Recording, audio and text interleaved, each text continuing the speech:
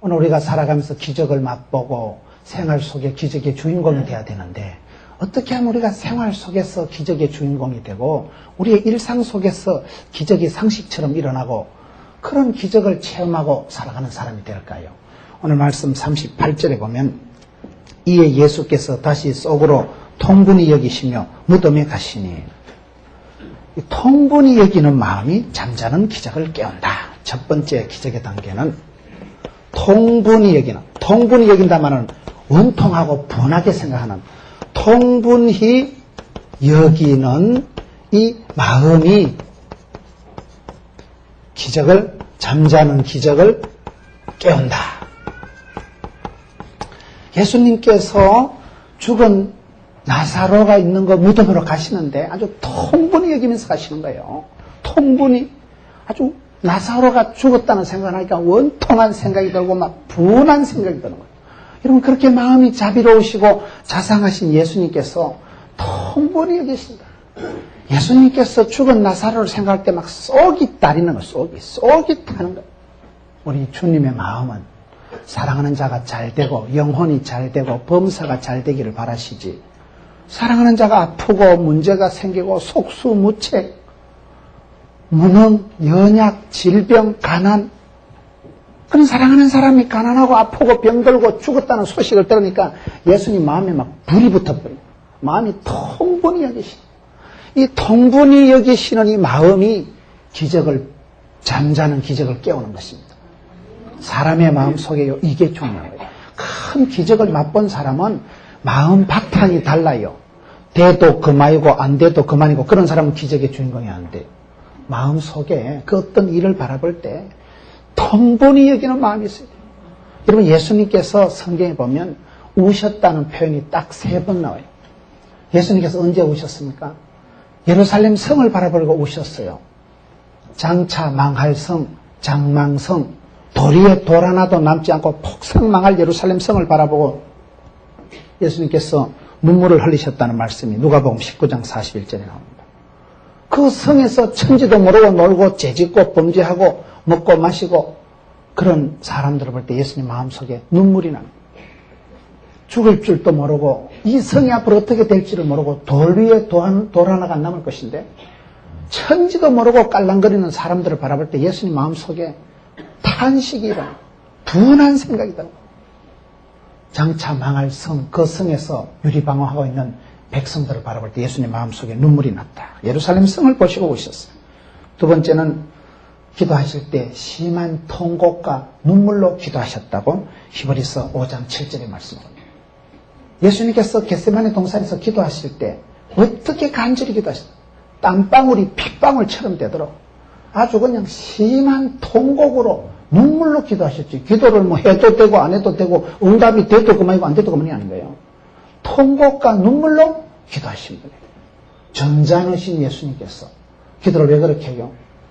기도는 응답받아야 되고 응답받기까지는 과부와 같이 기도하는 걸 누가복음 18장에 보면 주님이 기뻐하십니다.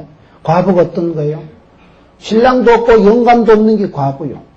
과부는 뭐 집에 가봐야 땡가 부릴 남편도 없고 도와줄 영감이 없기 때문에 현장에서 끝장 보는 거예요. 울고 불고요. 과부 그 잘못 건드리면 큰일 납니다. 고아와 과부는 애비 없고 남편 없는 사람을 고아와 과부요, 약한 자요, 더 이상 갈 데도 올 데도 없기 때문에 고아는 불쌍한 사람, 과부는 제일 불쌍한 여자.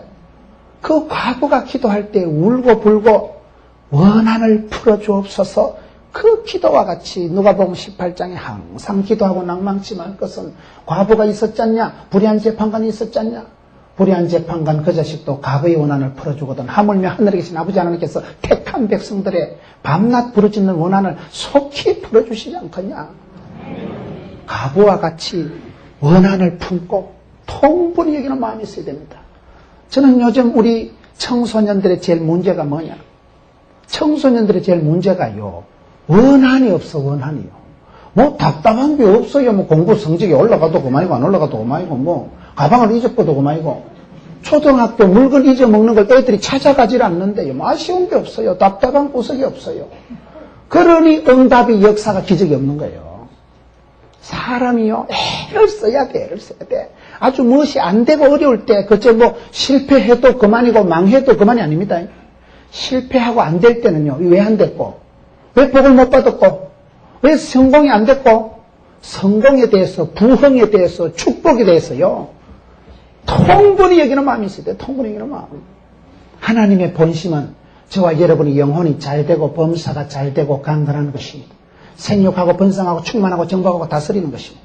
영육간의 복락을 누리고 살아가는 게 아버지 하나님의 마음이에요.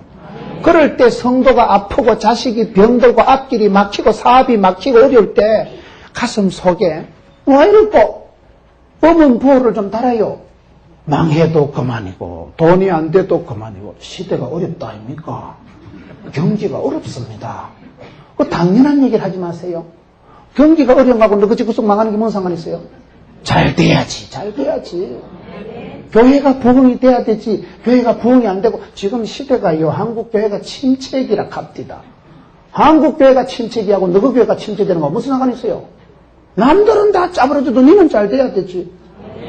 그 마음 속에 통분히 여기는 마음이 있어야 돼. 예수님께서 나사로를 볼 때 씨 왜 죽었노? 씨 왜 죽었어? 사랑하는 나사로가 죽은 것을 볼 때 썩이 상한 거 썩이 상한 거.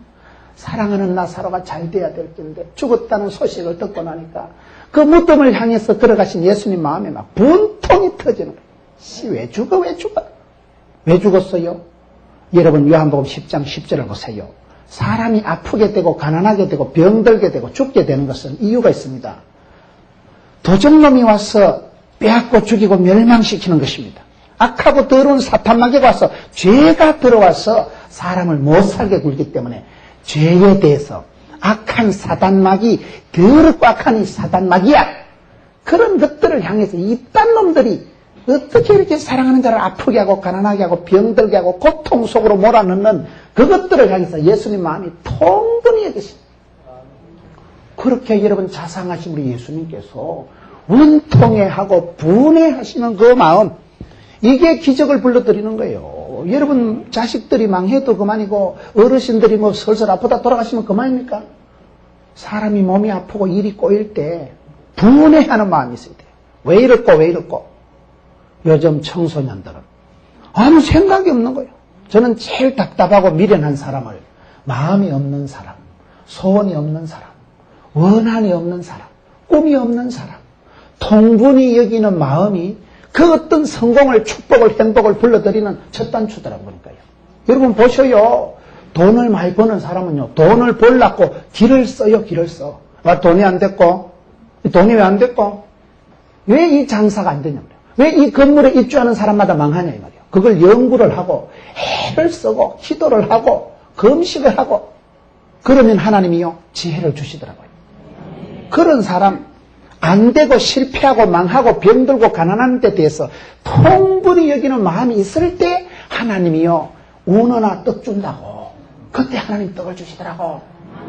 이 시대의 성도들의 마음속에 아니 우리 예수님께서 죽은 나사로를 보고 통분히 여기시는데 니까지도 내까지도 뭘 그리 도도하게 뭘 그리 여유 빵빵하게 살아가요. 큰 축복을 받은 사람은 기적의 주인공은 마음이 달라 마음이 달라. 사람이 죽어나간데 뭐 때가 됐는가 봐. 죽을 때가 돼서 죽었겠지. 그러면 안 돼요. 그런 사람의 가정에는 기적이 일어날 여지가 없어지는 거예요. 죽은 나사로가 그 무덤 속에 있을 때 예수님의 마음에 통분함이 일어나는데 이것은 예수님 개인적으로 자존심 상해서 예수님이 10원짜리 이건 하나 손해봐서 그런 게 아니에요. 사랑하는 자가 아프다. 사랑하는 나사로가 죽었다는 그 소리를 들을 때 속이 뒤집어지는. 여러분 오늘 11장 5절에 보면 예수께서 본래 마르다와 그 동생은 나사로를 사랑하시더니 예수님께서 그렇게 이름을 불러가면서 한 가족을 사랑한 집이 없어요. 특별히 예수님 사랑받았던 가정이 나사로 가정. 성경이 나씨들이 유명해. 나사로, 나만, 나오미 이 나씨들이 유명해요. 이 집안처럼 삼남매를 예수님께서 그렇게 가정 방문하고 신방하고 사랑하는 사람이 없어요. 누가 있어요? 성경에 이 나씨 집안처럼 그렇게 사랑받은 가정이 누가 있어요? 예수님께서 그렇게 사랑하는 사람이 죽어버렸네. 사랑하는 사람이 죽어도 그만입니까? 속이 뒤집어지는 거예요. 이씨 왜 죽어? 왜 죽어? 사랑하는 자를 죽일 수밖에 없는 죄에 대해서 사망의 권세, 이 더럽고 악한 사단아, 왜 사랑하는 자를 끌고 가느냐? 사망의 권세에 대해서, 어둠의 세력에 대해서 분통이 터져. 사랑하는 자를 자유롭게 해야 되는데 사랑하는 자를 끄집고 가서 사망의 근서로 가두어 놓고 냄새가 진동하게 만드는 약하고 더러운 사단마귀야. 악한 권세에 대해서, 실패와 망함과 가남과 병들에 대해서 여러분 당연하게 생각하지 마세요. 그 마음속에 원한이 일어나고 그 마음속에 탄식이, 눈물이 분하게 여기는 그것이 예수님의 마음이에요. 예수님의 본심이에요. 하나님은 응답을 주시기 전에 소원을 주십니다. 그 소원이 일어나야 돼, 소원이. 뭐 안 돼도 그만이고 망해도 그만이고 그런 게 아니라니까요. 통분히 여기는 마음. 과부가 기도할 때 그 원한 맺힌 기도. 여러분, 통분히 여긴다. 이거는 좋은 감정은 아닌 것 같잖아요. 뭐가 그리 원통하고 뭐가 그리 분할까? 점잖은 기도를 소원이라고 하고요. 사무치는 기도, 끝장 보고만은 기어이 응답받아야 될 기도, 기도가 쌓이면 여자가 온열에 한을 품듯이요. 그 정도 기도를, 소원을 품을 때 그걸 통분히 여긴다. 이거는 센 기도를 말하는 거예요. 이건 아주 강한 기도를 말하는 거예요. 열망을 말하는 거예요. 응답돼도 그만이고 안 돼도 그만이고 이런 감정이 아니라는 거예요. 여러분, 내 사랑하는 아들이, 내 사랑하는 식구가 한 명 다치고 아파보세요. 속이 뒤집어지지. 왜 아파가지고. 잘 돼야지, 잘 돼야지. 잘 되는 꼴 봐야지요. 좋은 소식 들어야지요. 엄마 마음이 편하지요. 애가 아프다, 애가 다쳤다 소리 들을 때 속이 뒤집어지는 그 마음을 말합니다. 한을 품어야 돼, 한을 품어야 돼. 이 한이라는 게요, 한국 사람들은 한의 민족. 제가 어떤 책을 보니까요, 한국 사람은 한의 종류가 84,000가지나 된대. 한이 많아, 주저리. 이 한이라는 게 역기능적으로 나가면 이게 열등감이 됩니다. 역기능적으로 나가면 왜 우리 집 구석은 이래 맨날 아프고 가난하고 짜부러지고 안 됐고, 아버지 때도 안 되고 내 때도 안 되고 아버지 때도 안 되고, 안 되는 집은 자꾸 안 되니까 그게 열등감이 되는 거예요. 왜 우리 집은 이렇게 안 풀리고, 왜 우리 집은 이렇게 자꾸 아프고 가난하고 망하고 떨어지고 이렇고. 한이 안 되는 것이, 열등감이, 감정의 덩어리가, 부정적인 감정의 알갱이가 뭉쳐서 한이 되고, 한이 역기능적으로 흘러갈 때 열등감이 되지만은, 이 한이 나쁜 게 아니에요. 한국 사람들은 한이 맺혔으니까요, 그 한을 품고 살아가니까, 한을 품고 일을 해봐. 그건요, 이게 가난을 아주 벗어나게 하는, 이건 순기능적인 역할을 한다니까요. 내가 돈을 벌어야 쓰겠다. 내 새끼 때, 내 아들 때는 이 더러운 걸 안 보게 해야 되겠다. 그래서 우리 부모님들이 가난한 게, 무식한 게 한이 맺혀가지고 아를 그냥 공부를 시킨 거야. 당신은 그냥 땡볕에 얼굴이 새카맣게 타면서 농사를 지으면서도 공부해라, 열심히 해라, 엄마가 밀어줄구만. 그래서 옛날에 우리가 50년대, 60년대 보릿고개 지나면서 어르신들이 한을 품고 알을 밀어줬다니까요. 당신들은 일자 무식해요. 난 놓고 기역자도 모르고 지게 놓고 A자도 모르고 요천지도 몰라요. 무식이 충만했지만은 내 자식들만큼은 무식하다 소리 듣지 말아야지. 그 엄마의 한 맺힌 소원. 그 엄마가 애비가 무식해도 무슨살이 해도 아들을 향해서 니는 잘 되라. 니는 너 밑에 빌어먹지 마라. 너는 남의 머리가 될지언정 꼬랑지가 되지 마라. 그 엄마의 할머니의 한 맺힌 기도와 정성과 그것 때문에 그 자식이 객지 나가서 그 한을 품고 공부를 하니까 그게 성공을 하고 가난을 벗어나고 가난의 졸업장을 받게 되는 거예요. 한이 나쁜 게 아닙니다. 한이 있어야 돼, 한이 있어야 돼. 이 시대에 저와 여러분이 기적을 맛볼 수 없는 것은 왜 그럴까요? 마음에 통분히 여기는 마음이 없는 거예요. 이 시대에 저와 여러분의 마음 속에 교회를 바라볼 때, 사랑하는 성도들을 바라볼 때, 이 나라와 이 민족을 바라볼 때 대한민국이 잘 돼야 되고, 한국 교회가 부흥돼야 되고, 사랑하는 성도들이 영혼이 잘 되고 범사가 잘 돼야 되지, 안 된 것을 볼 때 속이 뒤집어져야 돼요. 성가대가 자리가 비좁을 정도로 앉아야지. 성가대 대장님이, 성가대 지휘자가 요즘은 뭐 좀 바쁜가 봐. 비가 오니까 오늘 뭐 못 오는 게 단거이지. 그 생각이 틀렸어, 생각이. 비가 온다고 왜 안 와요? 성가대가 100명 되면 되죠. 보조자 갖다 놓고 앉히면 되죠. 강대성에 앉으면 되지요. 안 된다는 생각을 버리세요. 최근에 제가 진돗개 전도왕이라고 박병선 집사라고 있어요. 순천시의회 의원 하시는 분이 있어요. 그 박 집사님하고 제가 몇 차례 통화를 했는데, 통화를 하면서 딱 느낀 게요, 진짜 가슴에 불이 있는 사람이더라고요. 제가 전화를 했는데 전화를 한참 하다 보니까 내가 전화했는지 지가 전화했는지 지가 또 흥분해가지고 막 1시간씩 얘기를 하는데 이분의 가슴 속에 불덩어리가 있구나. 여러분, 그분은 52살에 예배당에 처음 온 사람, 52의 예배당을 처음 온 종갓집 장손이에요. 종갓집 장손이 52의 예배당을 처음 왔는데 처음 오는 그날 예배당의 앞자리가 빈자리가 있는 걸로 속이 확 뒤집어지는 거예요. 이씨, 왜 빈자리가 있노? 예배당이 이렇게 빈자리가 있어서 어쩌겠노? 그분이 마음속에요, 예배당에 처음 나온 날 교회에 이래 빈자리가 있어서 되겠나? 내가 이 빈자리를 채워보자.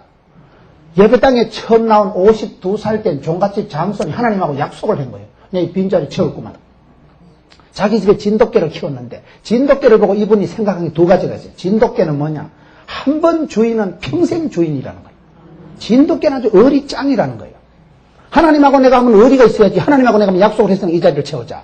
52살에 예배당 처음 나온 종갓집 장손이요, 1년 만에 순천시에 12개 교회에 480명을 전도를 한 거예요. 7개 교회에서 너무 교회 전도왕이 돼. 너무 교회. 7개 교회에서 우리 교회에서 누가 제일 많이 전도했노? 박병설이 누구? 저쪽 교회에 집 살아. 저쪽 교회. 1년 만에 480명을 전도를 하고요. 얼마나 열심히 특심인지 교회에서요 소급을 해가지고 8달 만에 세례 학습 다 주고 8달 만에 서리집사 줬잖아요. 네, 8달 만에 집사 된 사람 처음 봤어요. 속성코스라. 1년이 돼야 세례를 받는데 워낙 열심히 특십니다. 그분 얘기를 들어보면요, 진돗개는 한 번 물었다 하면 이빨이 빠지든지 살점이 떨어지든지 막 끝장본다는 내 지 흔들어 버린다는 거예요. 그 정도로 전도에 대해서 끝장보는 전도를 하고 강건하여 내 집을 채워라. 채우는 거 채우는 거. 강제로 건에다가 채우는 거예요. 그래가지고 얼마나 전도를 하고 미국으로 세계로 이분이요 지금 한국 최고의 전도 강사가 박병선 집사라고 있어요. 아이고 그분이 그래 뭐 저에 대해서 TV에 많이 봤다고 하면서 또 뭐 아이고 목사님 대단하시다고. 여기서 대단하다는 건 대가리가 단단하다는 거예요. 뭐 저에 대한 얘기를 한참 좋은 얘기를 하길래 내 속으로는 뭐 당연한 얘기를 한다 싶었지만 그래도 또 사람이 그럴 수는 없고 내숭을 떨면서 들었는데 내가 전화했는데 지가 흥분해가지고 1시간을 통화하고 자세한 얘기는 내일 다시 하겠다고 또 이러더라고요. 그렇게 열정이 뜨거운 분이요. 전화가 급히 얼마나 오는지 저런의 마음속에 불이 있구나. 대단한 분 대단한 분. 여러분 그 마음속에 52살의 종갓집의 장손이 예배당에 처음 나와서 얼마나 어색할 건데도 첫인상이 교회가 이래서 되겠나. 하나님의 교회가 채워져야 되지. 빈자리가 있는 걸로 속이 뒤집어지는 거예요. 내가 채우리라. 1년 만에 480명 전도했다니까요. 그 마음의 열정, 그 마음에 안 되고 억울하고 가난하고 병들고 죽는 것을 볼 때 여러분 마음속에요 그걸 당연하게 받아들이지 마세요. 그건 마귀한테 지는 거예요. 이기세요. 이기세요. 분통하고 이씨 왜 이렇게 가난하고 아프고 왜 이렇게 약하고 더러운 사단 마귀가 이렇게 사랑하는 성도를 괴롭히고 분통해하고 원한을 품고 분해하는 마음을 가지세요. 그런 사람이 축복을 끌어당기고 그런 사람이 기적의 주인공이 되고 그런 사람은 하나님이 그 마음의 소원을 보시고 축복을 주시더라고요. 그렇기 때문에 첫 번째 기적의 단계는 뭐냐? 예수님께서 속으로 통분히 여기셨다. 이 통분히 여기셨다는 이 마음의 바탕, 그 마음의 그 간곡한 소원, 그것이 기적을, 잠자는 기적을 깨우고 끌어당기는 역사가. 두 번째는 어떤 단계가 있을까요? 38절에 보겠습니다. 38절 하반절에 이에 예수께서 다시 속으로 통분히 여기시면 무덤에 가시니 무덤이 굴이라 돌로 막았거늘 예수께서 가라사대 돌을 옮겨 놓으라 하시니 돌로 막아놓은 무덤을 보시고 예수께서 돌을 옮겨 놓으라 하셨다. 두 번째는 장애물을 제거하면 기적이 보입니다. 장애물을 제거하면 기적이 보인다. 왜 우리가 기적의 주인공이 안 되느냐? 내 삶에 주님을 만날 수 있는 길목에 딱 버티고 있는 장애물이 있어요. 돌문이 가로막히는 거예요. 이스라엘은 우리나라하고 달라. 우리나라는 이렇게 봉분이 이렇게 무덤이 되어 있지만 이스라엘은 굴을 뚫어가지고 그 굴에다 시신을 넣고 커다란 돌멩이를 막아놓는 거예요. 안에서 지금 사람이 죽어 들어가는데, 썩어 들어가는데 그것을 치료하고 회복하고 부활의 기쁨을 나누기 위해서는 돌을 옮겨 놓으라. 예수님께서 명령을 하시는 거예요. 돌을 옮겨 놓으세요. 이 돌은요, 천사가 옮겨주는 게 아니에요. 예수님께서 옮겨주시는 게 아니에요. 네가 돌을 옮겨라. 저와 여러분이 예수 믿고 살아가는데 하나님과 내 사이에 막힌 담, 하나님과 내 사이를 틀어막은 어둠의 권세가 있어요. 뭔지 모르게 방해물이 있어요. 이 방해물을 제거를 해야 됩니다. 방해물을 제거를 해야 내가 복을 받지. 방해물을 제거를 안 하고는 일이 안 되는 거예요. 포도원을 허는 여우를 잡아라.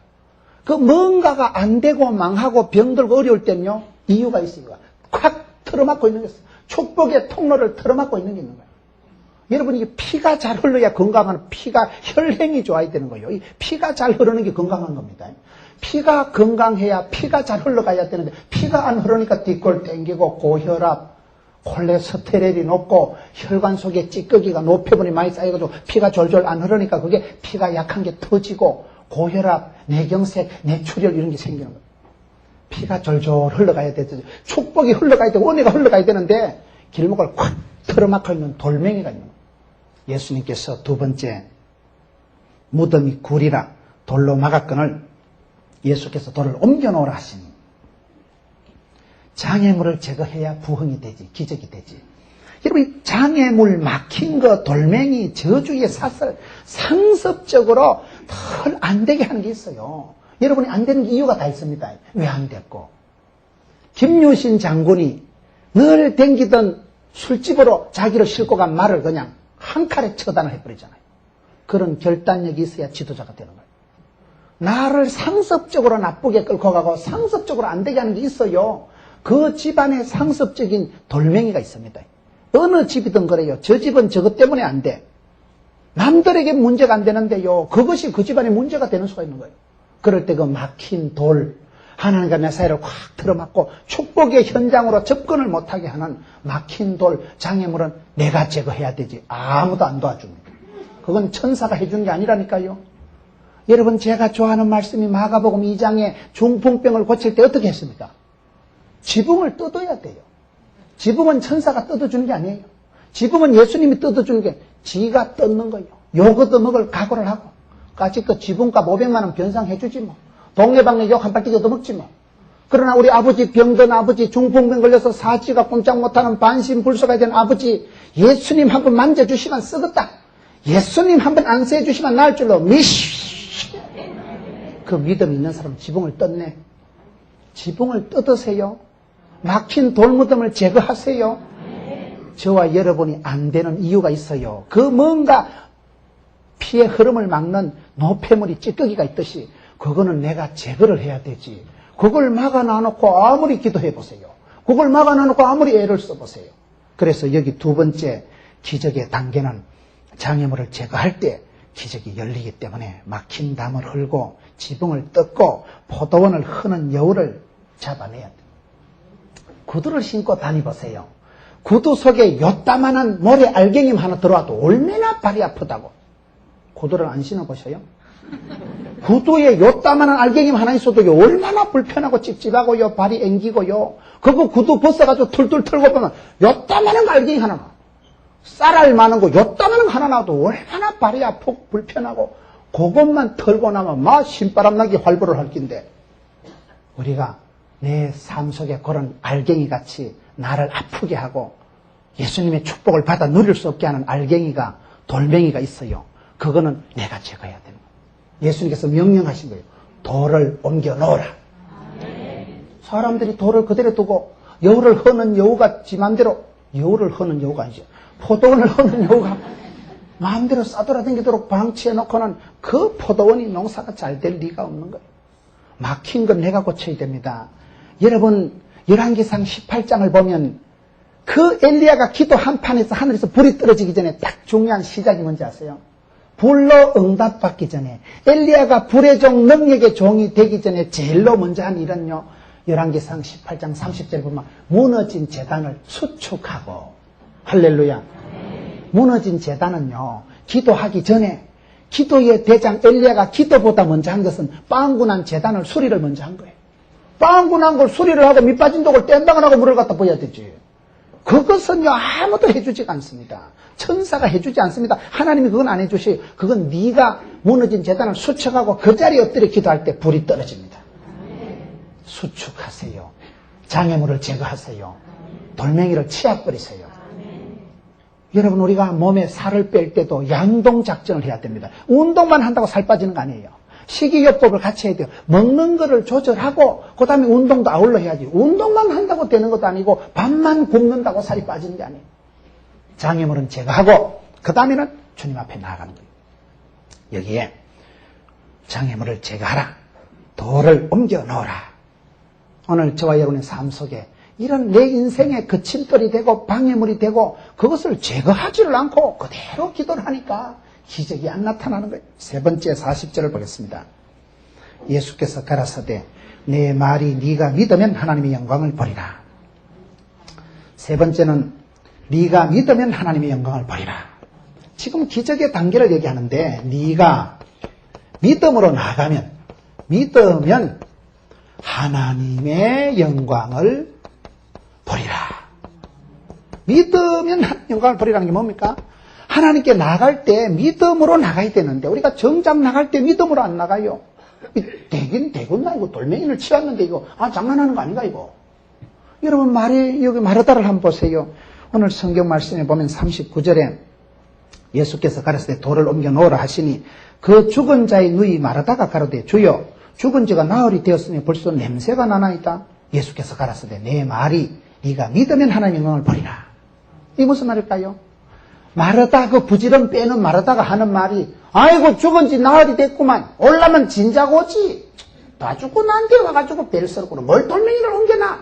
동네 천비 떨락하나. 지금 마르다가 볼 땐 되지도 않을 짓을 하는 거예요. 죽은 지 나흘이나 됐는데 냄새가 진동을 하는데 뭘 가로늦게 오셔가지고 이래 쌓고 안 될 일을 왜 쌓고 생사람 고생시키도 유분시지. 죽도록 내비 떠나놓고 가로늦게 와가지고 사람 복을 채우려고. 사실을 얘기하고 있어요. 지금 나흘이 됐다니까요. 냄새가 벌써 진동을 한다니까요. 그런데 그 예수님 보실 때 야 이 여자야 사실을 두고 얘기하라 했냐. 사실 확인을 하지 말고 믿으면 영광을 보리라. 우리가요 똑똑한 사람이요 하나님께 믿음으로 안 나가요. 똑똑한 사람은요 지 머리를 믿어요. 무슨 소리가 지금 되지도 않을 일을 하고 현실이 사실이 안 받쳐줄 때 그때 우리가 믿음으로 나가기 어렵습니다. 이걸 지금 네가 믿으면 하나님 영광을 보리라. 하나님께 나간 사람은 여러분 히브리서 말씀에 히브리서 11장 6절에 보면 믿음이 없이는 기쁘시게 못하나니 하나님께 나가는 자는 반드시 그가 계신 것과 또한 자기를 찾는 자들에게 상 주시는 이심을 믿어야 할지니라. 이건요 네가 믿을 때 역사가 일어나는 믿음대로 꿈꾼 대로 심은 대로 소원대로 역사가 일어나는 거예요. 믿음으로 나가야 되는데 믿음으로 나갈 때 사람이 의외로 믿음으로 안 나가고 사실로 나간다니까요. 여러분 구약 성경에 이스라엘 12정탐꾼이 가나안 땅을 정탐하고 보고했을 때 12정탐꾼이 보고했을 때 그 10명이 보고한 게 틀린 거요 맞은 거요 엉터리요 사실이요. 그걸 여러분 잘 생각을 해보셔요. 그 10사람이 바보가 아닙니다. 각 지파의 두령들 그 수만 명의 지파에 많은 인원들 중에 특별히 스카웃된 엘리트예요. 영어 성경에 보면 보스예요. 보스. 오야봉 보스. 큰형님. 최고로 똑똑하고 힘있고 리더십 있고 분별력이 있는 사람을 스카웃을 해서 12명을 보낸 거예요. 그 사람들이 가서 딱 보고 한 뒤에 12명이 보고를 하는데 10명과 2명이 다르잖아요. 10명이 우리가 생각해요. 10명 그 나쁜 놈들. 그 믿음도 없고 엉터리 같은 것들. 그렇게 생각하지만 아닙니다. 그 10명은 너무나 사실적이고 합리적이고 과학적이고 객관적이고 정확한 보고를 한 거예요. 그 시대 가나안 족속은 철제 무기를 가지고 있었어요. 이스라엘 백성들은 그때 뭐요? 석기 시대요. 다윗처럼 돌멩이 들고 설치는 시대요. 여러분 그 시대 가나안 족속은 덩치가 작았지만 이스라엘 백성들은 덩치가 작아서 메뚜기 같았지만 가나안 족속은 네피림, 아낙 자손, 네피림이란 말은 거인 족속이에요. 아낙이란 말은 목이 길다 이 말이에요. 아주 장대 같은 것들. 덩치가 사이즈가 안 돼. 한쪽은 주니어 플랫급이고 한쪽은 헤비급이에요. 슈퍼 헤비급하고 주니어 플랫급하고 게임이 되겠어요? 가나안 족속은 먹는 걸 얼마나 잘 먹었어요? 가나안 족속은요. 포도 한 송이를 먹어도 호박띠 많은 걸 먹어가지고 많이 먹은 놈이 힘씁니다. 그 시대에 10명의 정탐꾼이 보고한 게 엉터리고 바보가 아니고 너무나 정확하고 객관적이고 과학적이고 합리적이고 아주 상식적인 보고를 한 거예요. 안 됩니다. 우리는요, 무기가 짜치고 덩치가 모자라고 군량미가 형편이 없습니다. 저것들은 전쟁, 전술, 전략성으로 봤을 때 백발백중 이기게 돼 있는 거예요. 우리는 가면 죽게 돼 있는 거예요. 열 정탐꾼이 틀린 게 아니라니까요. 사실을 얘기해요. 사실을. 사실적으로 확인적으로 여러분 우리가 살아가지 말고 믿음으로 나가야 되는 이유가 있습니다. 믿음은 뭘까요? 믿음은 바라는 것의 실상, 보지 못하는 것들의 증거. 바라는 것의 실상이는 지금은 사실로는 형편은 없지. 지금 나가면 죽을 수밖에 없지만 하나님이 함께 하시면 될 줄로 믿습니다. 하나님이 나와 함께 동행하시면. 여기에 예수님께서 마르다가 똑똑한 부지런한 마르다가 죽은 지 나흘 됐는데 벌써 냄새 나는데 웃기네. 마르다야 마르다야 네가 믿으면 영광을 보리라. 네가 믿으면 다른 사람 믿음하고 상관없네. 네가 믿으면 영광을 보리라. 오늘 우리가 살아갈 때에 이 믿음이 여러분 네가 믿으면 영광을 보리라. 사실 확인이나 하고 안 되는 것만 나열하고 그렇게 살아가지 마세요. 저는 제가 일을 배울 때 참 제가 훌륭한 분 밑에 있었어요. 제가 그분하고 일을 배우면서 한 가지 느낀 게 있습니다. 그분은 일을 하면 어떤 식으로 하는가 하면요. 오늘 이렇게 문경시 복음화 대성회를 한다. 그럼 그분은요. 사람들이 많이 올 걸 미리 생각을 해요. 많이 올 걸 생각하고 앞에까지 이걸 다 깔아. 그리고 이 예배 전에 앞에부터 안 쳐. 시작할 때부터. 여기 강대상 위에도 안 치면요. 한 50명은 안 씁니다. 앞에서부터 쫙 안 치네. 그리고 현수막을 갖다 달고 사진 기자를 부르고 도시락을 막 1000개를 주문하고 이래요. 그럼 나는 그때 일을 할 때 워낙 저는 성격이 자상하고 섬세하고 알뜰하고 완벽하기 때문에 되지도 않을 짓을 했었네. 오늘 큰 창피 당할 기다. 돈이 얼마고 저거 아이고 헛돈을 써도 유분수지 도시락을 비싼 걸 1000개를 주문하고 와저라고 돌았어 저거. 저 완전 뻥이다 뻥. 저거는 완전 허무맹랑한 짓을 하는 것이지. 저는 그런 타입이에요. 돌다리도 두드려서 건너지요. 정확목에 수판 튕겨가지고 가면서 오늘 몇 명 오고 한 50명 오겠네. 그럼 50명 주문하는데 50명 중에 몇 명 빨리 갈까 생각해서 45개 주문할 수단이라. 저는 일을 그렇게 하는 타입이에요. 완벽주의예요. 그런데 그분은요, 아이고 상상을 초월하네. 1000명 온다는 거요. 기자부터 불러놔요. 사진기 갖다 들이대요. 예약 주문 다 해버리네. 1000개 도시락. 난 절단 났다. 오늘 아주 큰 우사 당하겠다. 그런데 그분하고 몇 년 일을 하면서 깨달은 건요. 거의 그분의 사고방식이 맞고 내 생각이 저주받을 생각, 짜부러진 생각, 쪼다 같은 생각이더라고요. 그러면서 내가 서서히 그분 밑에서 내 사고방식이 변화가 이왕 하는 거 생각을 거창하게 해야 되겠구나. 현실, 사실, 미천, 본전 생각하지 말고 복 주실 걸 내다보고 하나님 영광을 바라보고 꿈을 꾸도 방실하게 꾸고 그러면서 간대기가 붙더라고요. 그러면서 일이 배포가 커지더라고요. 믿음이 좋은 사람은 뻥이 심하고 또라이끼가 있고 분수끼가 있고 주책 바가지 주책임이라고 주님이 다 책임주신다니까요. 달라요. 그분 밑에서 제가 영적인 일을 배웠어요. 일은 계산으로 수판으로 하는 게 아니구나.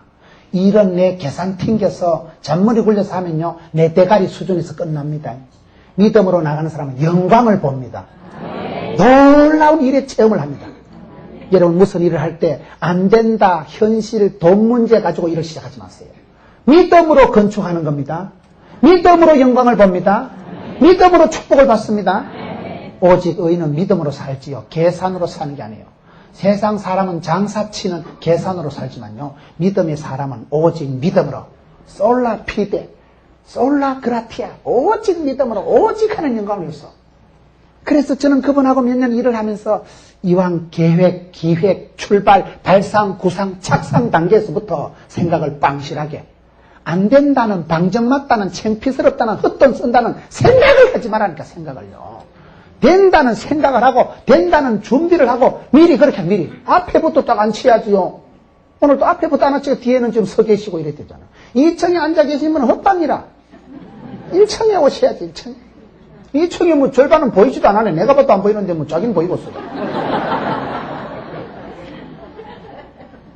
여러분 여기에 네가 믿으면 하나님의 영광을 보리라. 죽은 지 나흘이 되었다 냄새가 난다는 것은 사실이 불가한 것입니다. 사실을 확인해 주지 마세요. 믿음의 사람은 사실을 건너 뛰어넘습니다. 10명의 정당권은 사실을 보고 했지만 그 사람들은 봐라 안 된다 이가 우리는 메뚜기 같다 이가 갔다 가면 다 죽는다 죽겠다 하는 광야에서 다 죽었습니다. 갈렙과 요소는 맞다. 그래 우리는 사이즈가 메뚜기 같다. 그러나 하나님이 주신다고 안 했나? 하나님의 말씀을 의지하고 똑같은 상황을 보고 아예 메뚜기 한 것들은 다 죽고 유알 바쁠때기 한 두 사람만 살아납니다. 왜 똑같은 상황을 보고 자기 꼬라지 아예 메뚜기 왜 똑같은 상황에서 유알 바쁠때기 이게 믿음의 안목. 믿음은요 그 사람의 눈을 열어주십니다. 하나님의 영광을 땡겨서 보는 거예요. 하나님의 영광을 땡겨서 되겠다 없다 겁나게 복을 주시겠다 허벌나게 주시겠다 드디어 역사가 일어났다 할렐루야 갑니다. 이게 믿음이요 믿음. 믿음으로 첫 발을 내디디시라니까요.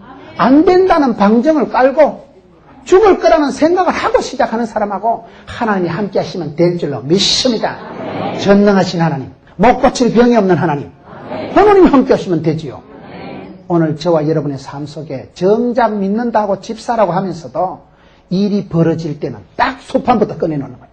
컴퓨터 딱 두드리고 되나 안 되나 봐라 10가지 이유가 안 된다 이거. 나흘 됐지 냄새 나지. 이거는 망고 쓸데없는 짓이다. 동네 창피당하려고 어려운 일을 하지. 믿음이 없을 때는 현실만 크게 다가옵니다. 믿음이 있는 사람은 믿음은 바라는 것의 실상이요 보지 못하는 것들의 증거를 가진 사람들입니다. 그런 것이 체험이 되고 경험이 되면요 겁이 없어져요. 주여 믿습니다. 갈렙과 여호수아 두 사람만 요단강을 건너서 젖과 꿀이 흐르는 약속 땅에 들어갔잖아요. 왜? 가겠다 먹겠다 했거든요. 너희 말이 내 귀에 들린 대로 시행하겠다. 하나님 앞에 믿음으로 나가세요.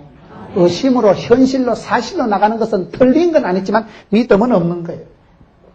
믿으면 하나님의 영광을 버리라. 그런데 여러분 무엇을 믿어야 될까요?